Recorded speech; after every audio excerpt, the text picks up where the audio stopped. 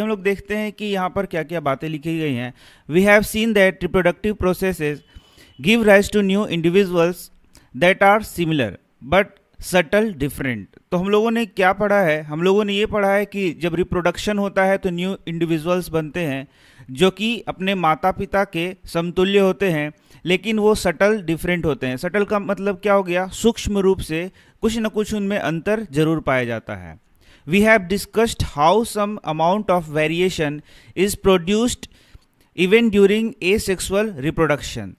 तो हम लोगों ने देखा कि रिप्रोडक्शन दो प्रकार का होता है, एक होता है एसेक्सुअल रिप्रोडक्शन और दूसरा होता है सेक्सुअल रिप्रोडक्शन। तो आप देख सकते हैं यहाँ पर यदि एसेक्सुअल रिप्रोडक्शन हो रहा है तो वहाँ पर यह वेरिएशन बहुत कम अमाउंट में देखा जाता है and the number of successful variations are maximised by the process of sexual reproduction. लेकिन यदि सेक्सुअल रिप्रोडक्शन होता है तो यह वेरिएशन ज़्यादा होता है। तो इन सारे चीज़ों को हम लोगों को समझना होगा कि आखिर ये वेरिएशन क्या है, वेरिएशन कैसे आता है, क्यों माता पिता के जब संतान होते हैं तो उनमें वेरिएशन आता है, जबकि हम लोग देखेंगे कि एसेक्सुअल रिप्रोडक्शन में वेरिएशन कम आएगा और सेक्सुअल रिप्रोडक्शन में वेरिएशन ज़्यादा आएगा। ऐसा क्यों होता है? If we observe a field of sugarcane, we find very little variation among the individual plants।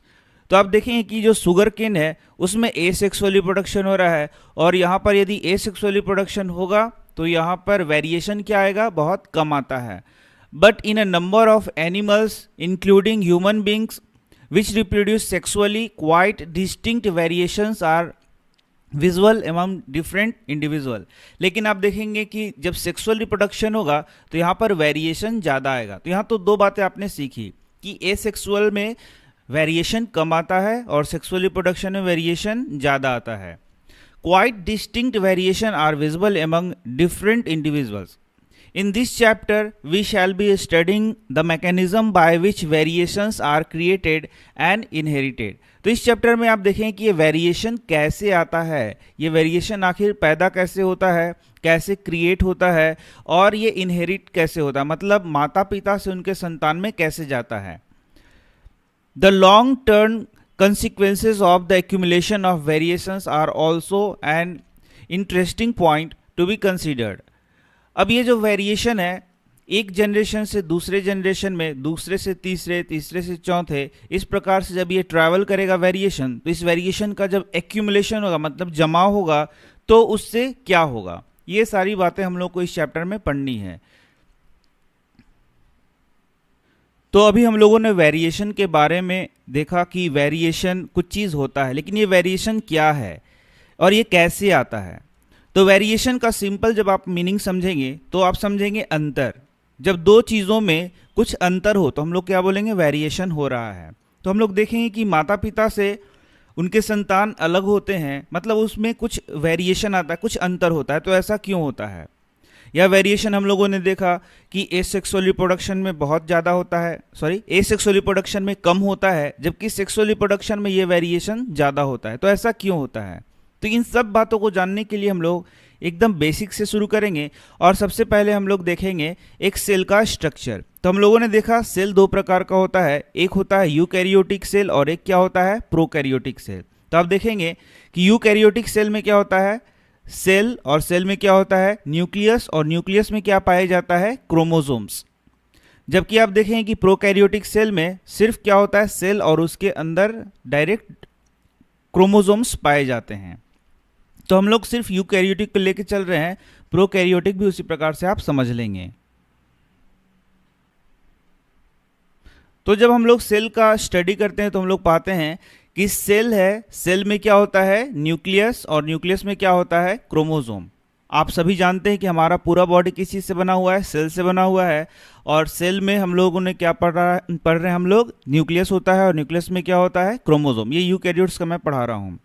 Prokaryotes में सिर्फ न्यूक्लियस यहाँ नहीं रहेगा लेकिन क्रोमोसोम रहेगा।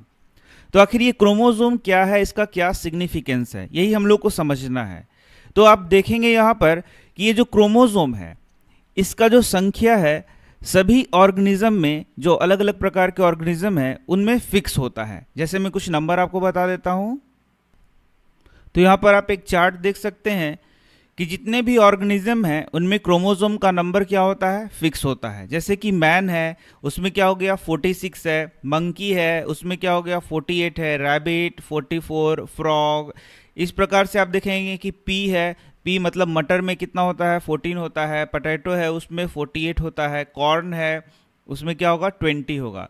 तो इस प्रकार से देखेंगे कि ये जो क्रोमोसोम है उसका संख्या क्या होगा, फिक्स होगा। तो हमने पढ़ लिया कि जितने भी इंडिविजुअल हैं उनमें क्रोमोसोम का संख्या क्या होता है, फिक्स होता है। तो जैसे कि मान लीजिए कि यहाँ पर एक मटर का पौधा है, इसमें क्रोमोसोम का संख्या क्या, इसका एक सेल लेंगे हम लोग तो उसमें क्रोमोसोम का संख्या कितना है 14। तो इसका जब बीजा होगा और बीजा से जो नया प्लांट होगा और उससे भी नया प्लांट होगा और उससे भी जो नया प्लांट होगा, तो प्रत्येक के सेल में क्रोमोसोम का संख्या कितना होना चाहिए, 14 ही होना चाहिए, न कम होना चाहिए ना ही अधिक होना चाहिए। तो इसी पे हम लोग एक चीज यहां पढ़ सकते हैं कि यदि ये क्रोमोसोम का संख्या बदल गया तो यहीं पे आ जाता है वेरिएशन। तो आप देखेंगे कि यदि ये क्रोमोसोम का संख्या बदल जा रहा है तो वहां पर क्या आ जाएगा, वेरिएशन। और यदि ये वेरिएशन आ जाएगा तो क्या क्या होगा वो हम लोग आगे पढ़ेंगे।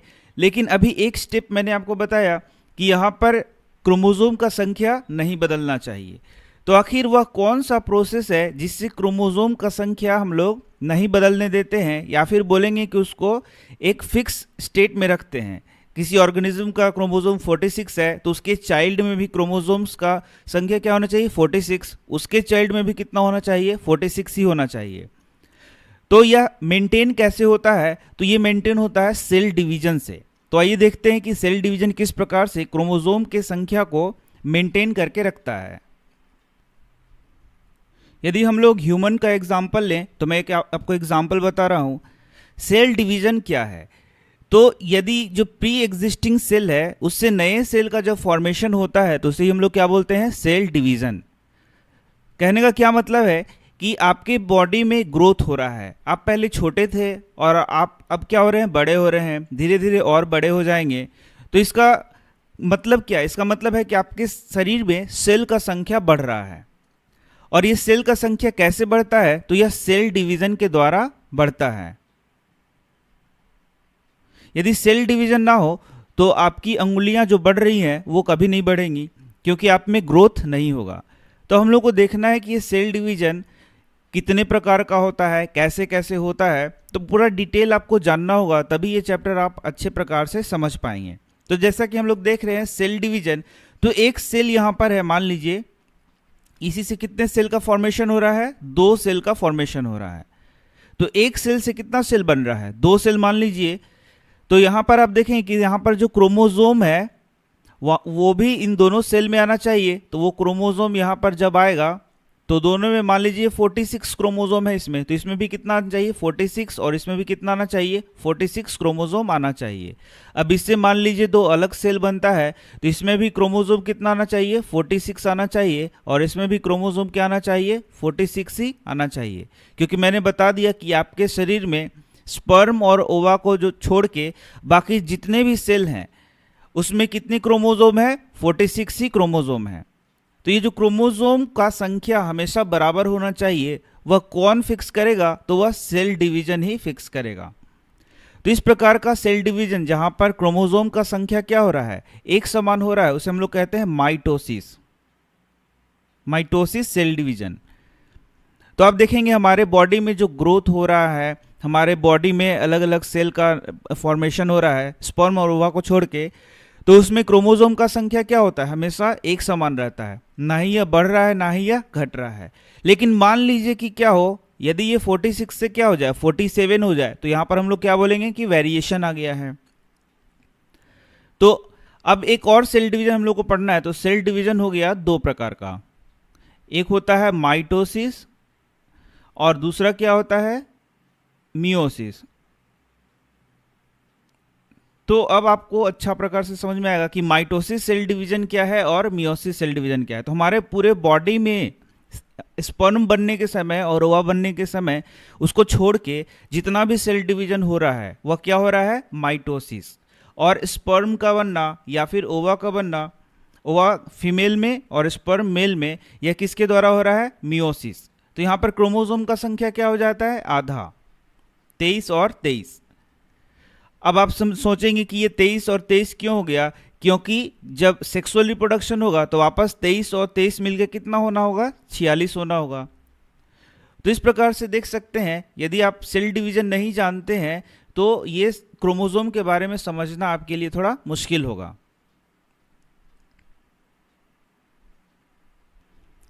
तो अब आप इसको इस प्रकार से समझ सकते हैं कि हमारे बॉडी में दो प्रकार से सेल डिवीजन हो रहा है। पहला हो गया माइटोसिस और दूसरा क्या हो गया? मियोसिस। तो हमारे पूरे बॉडी में जो सेल डिवीजन हो रहा है वो माइटोसिस हो रहा है, लेकिन दो जगह, स्पर्म बनने समय और ओवा समय बनने समय, या फिर बोलें कि सेक्सुअल रिप्रोडक्शन के लिए जो सेल डिवीजन हो रहा है उसको हम लोग बोल रहे हैं मियोसिस। तो दोनों में अंतर क्या है?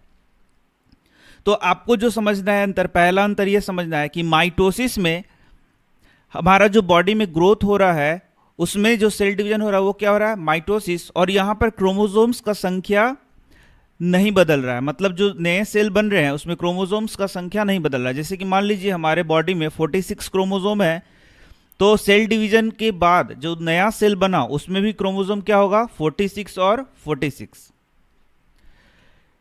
लेकिन जो मियोसिस है, मियोसिस में या तो स्पर्म बनता है या तो ओवा बनता है। तो उसमें आप देखेंगे कि यदि 46 क्रोमोसोम है तो जो स्पर्म बनेगा उसमें क्रोमोसोम कितना हो जाएगा? 23 क्रोमोसोम किस में हो जाएगा? स्पर्म में। और 23 क्रोमोसोम किस में हो जाएगा? फीमेल में, मान लीजिए ओवम में। तो स्पर्म में 23 क्रोमोसोम है और फीमेल के एग या ओवम में कितना है? 23 है। तो यदि सेक्सुअल रिप्रोडक्शन होता है, इनके बीच में क्या होता है? सेक्सुअल रिप्रोडक्शन होता है, तो ये दोनों मिलेगा तो कितना हो जाएगा? फिर से 46 हो जाएगा। और यही जाइगोट बनता है और फिर इसी से फिर न्यू बेबी का फॉर्मेशन होगा। ये मैंने आपको पढ़ाया है। अब जो न्यू बेबी होगा तो यहां पर अब बताइए कि कौन सा सेल डिवीजन होगा? तो यहां पर लगातार फिर माइटोसिस होता जाएगा, मतलब इस सेल में बढ़ोतरी होगा 46 से, फिर 46 क्रोमोसोम रहते जाएंगे और फिर ये क्या हो जाएगा? ये जो इंडिविजुअल है या जो बेबी है वो बड़ा हो जाएगा। और फिर जब उसको सेक्सुअल रिप्रोडक्शन करना होगा तो फिर उसमें क्या होगा? मियोसिस होगा। और उसका जो स्पर्म बन रहा है या उसमें ओवम बन रहा है उसमें क्रोमोसोम का संख्या क्या हो जाएगा? आधा हो जाएगा। तो कुल मिलाकर मैं ये बताना चाहता हूं कि ये जो क्रोमोसोम है वह बदल नहीं रहा है। यदि आप देखेंगे कि हमारे बॉडी में ग्रोथ हो रहा है तो ये जो क्रोमोसोम का संख्या है वह फिक्स हो रहा है। यदि 46 है तो 46 ही हो रहा है। तो मियोसिस के समय यह आधा क्यों हो जाता है? क्योंकि मान लीजिए कि यदि स्पर्म में 46 क्रोमोसोम हो गया और ओवम में भी कितना क्रोमोसोम हो गया? 46। तो जो बेबी बनेगा उसमें कितना हो जाएगा? 92। तो फिर मैंने जो बताया कि प्रत्येक ऑर्गेनिज्म में उसके सेल में क्रोमोसोम का संख्या क्या होना चाहिए? फिक्स। तो जो नया जो बेबी है उसमें क्रोमोसोम तो 92 हो गया, तो फिर वो ह्यूमन बीइंग तो नहीं रहा, वो फिर कुछ अदर चीज हो गया। तो इन सारे चीज़ों से हम लोगों को एक चीज़ पता चल रहा है कि जितने भी लिविंग ऑर्गेनिज्म हैं उनमें जो क्रोमोसोम का संख्या है वह क्या होना चाहिए? फिक्स होना चाहिए, ना बढ़ना चाहिए ना ही घटना चाहिए। इसका क्या मतलब है कि ये जो ह्यूमन है उसमें क्रोमोसोम का संख्या कितना होना चाहिए? 46, ना ही घटना चाहिए ना ही बढ़ना चाहिए। तो यदि ये 46 के जगह क्या हो जाएगा? 47, तो इसी को हम लोग बोलते हैं वेरिएशन। या फिर ये हो जाए 45, तो इसी को हम लोग क्या बोलते हैं? वेरिएशन। यानी कि क्रोमोसोम नंबर में क्या हो गया? वेरिएशन। ठीक इसी प्रकार जितने भी ऑर्गेनिज्म हैं आप देखेंगे उनमें खास क्रोमोसोम का संख्या पाया जाता है जो कि जनरेशन वाइज वही होना चाहिए, उसमें बदलाव नहीं होना चाहिए।